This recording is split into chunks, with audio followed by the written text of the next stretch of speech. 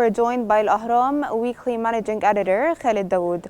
Mr. Khaled, thank you so much for joining us on Qnews. And first off, how do you foresee the possibility of turning the current detainee exchange and ceasefire agreement in Gaza into a permanent cessation of hostilities?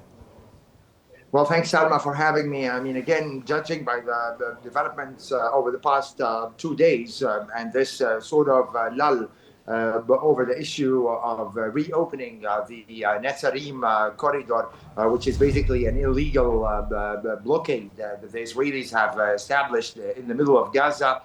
Due to Israeli complaint about the release of one of the female hostages and the debate over whether she's military or civilian. It's just an example of how many difficulties might come up as we proceed in the first temporary truce period of 42 days. Already 1 week have passed. But again, it's very obvious that Israeli Prime Minister Benjamin Netanyahu is looking for any excuse not to carry out this agreement and to resume the fighting in Gaza. I mean, if it's right now, the Palestinians, thousands of them have been stranded for almost 2 days, waiting for the opening of the route between southern Gaza and northern Gaza. And this entire part of agreement is being suspended because of attempts by Israel to put more pressure on the Palestinian side. So probably we might face several or many stumbling blocks on the way ahead, especially when we get closer to the beginning of the negotiations over the second stage, which is supposed to take us from the temporary truce to the permanent ceasefire that everybody is aspiring. So definitely the developments over the past 2 days since the handover of the second dispatch of hostages and the Israeli delay in reopening the route towards northern Gaza is a very kind of worrying sign of Israel's intention towards the implementation of this agreement and moving towards a permanent cessation. Mr. Khaled, you've mentioned Erbil Yahoud, one sticking name that Hamas still holds as hostages, and Israel claims that it's a civilian.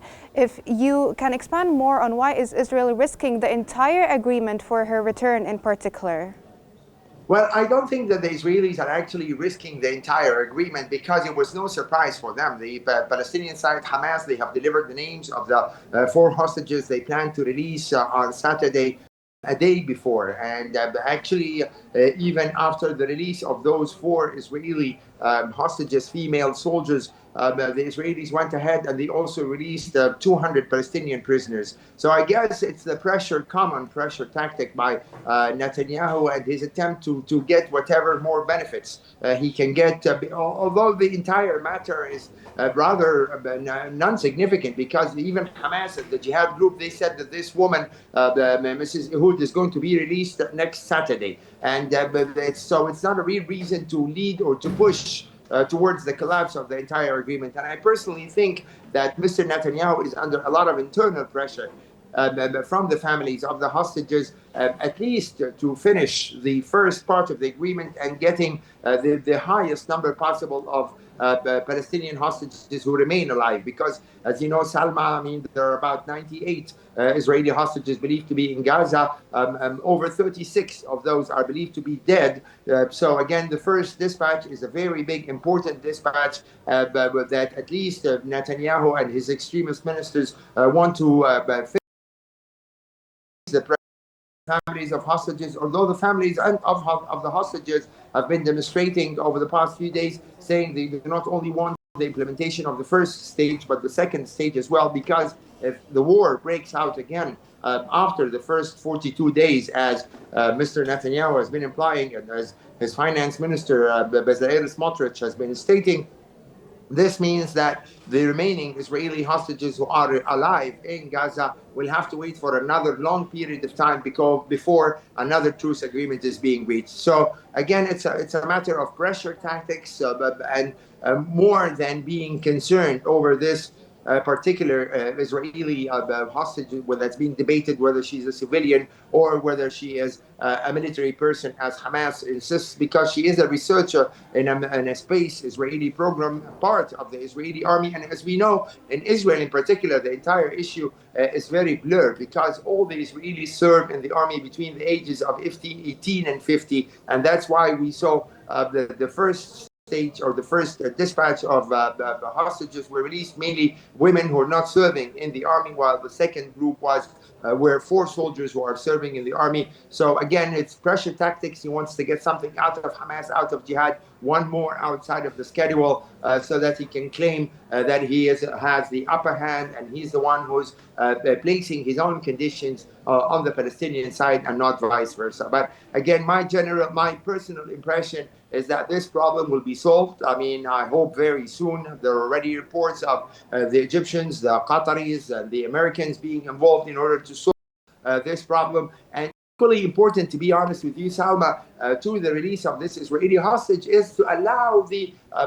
tens of thousands of Palestinians who've been camping in the street for 2 days, knowing that they are going back to ruins in northern Gaza, but nevertheless they still insist they want to go back to their homes, which I think is a very, very important sign. At the time, we've already heard those very controversial, very worrying statements from U.S. President Donald Trump suggesting that Egypt and Jordan should take in Palestinian refugees until the Gaza Strip is being rebuilt. So probably maybe someone, Salma, should point out to Mr. Trump the images of those Palestinians who have been Sir, stranded sorry in the for streets. cutting in, but I would like to ask you, speaking of the pressure that Netanyahu is prone to, can the pressure being exerted on Netanyahu by his far-right government, specifically Smotrich and Ben Gvir, lead him to backtrack on the ceasefire agreement in Gaza? Well, Ben Gvir has already resigned from the government. He's been trying to pressure his equally extremist terrorist supporter of Zionism, Bezalel Smotrich, to take a similar step. Pardon me. So, I mean, again, it's very obvious that throughout the past 16 months of the war, that the Israeli Prime Minister gives priority to maintaining his right-wing coalition, his coalition through resuming the war and dragging on with this war rather than seeking a permanent peaceful solution, as nearly all world countries have been appealing to the Israeli government to do. But again, it's a very tricky situation. There are many factors at play. The Israeli internal politics are very complicated. The role of the pressure by the families of the hostages is equally important to the pressure that's being placed on Netanyahu by his extremist ministers, namely right now Bezalel Smotrich and a number of other Likud ministers who are no less hardline than Bezalel Smotrich and Ben Gvir. But again, I think that the near agreement within the Israeli government, at least so far, is that they want to finish the first phase of this agreement, and then it will become clear when we reach the 16th day of the agreement, which is not very far, when the negotiations over the second stage start, whether the Israeli side is serious about moving to the second stage, or they want to resume the war, as Bezalel Smotrich and Benjamin Netanyahu have indicated in recent statements. Yes, speaking of this point specifically, could Israel's delay of the return of local residents to northern Gaza be detrimental to the ceasefire agreement? It definitely would. It definitely would, because again, I mean, the Israelis have to be aware that yes, they're making a big fuss over this Miss Ehud, but at the same time, they were also expected for the first time that Hamas would hand them over a list that includes the number of remaining living hostages and the number of dead hostages. So, I mean, of course, the Hamas is not going to take the step of delivering that kind of list that Israel has been long demanding before the reopening of the Netzarim corridor and allowing the Palestinians back to the north, to their homes, to their ruined homes, because again, it's a very important and strategic point, particularly at this time when we're hearing Trump suggesting moving the Palestinians to Jordan and to Egypt. So, I mean, again, the Gazans want to send a clear message to the outside world, to the US President Trump, to the Israelis, that even if their homes are ruins, even if they are totally destroyed, they would stay next to those homes because that's their land and they're not going to give it up under any conditions. And what we're hoping to hear from the US president, as a matter of fact, is pressure on the Israeli side just to finish this truce agreement or ceasefire agreement, but actually to proceed towards the final settlement and the two-state Sorry solution. for But interrupting you, definitely, sir, due to the shortage of time. That was Al Ahram Weekly Managing Editor, Khaled Dawoud. Thank you so much for joining us here on Q News and for all the information you provided us with.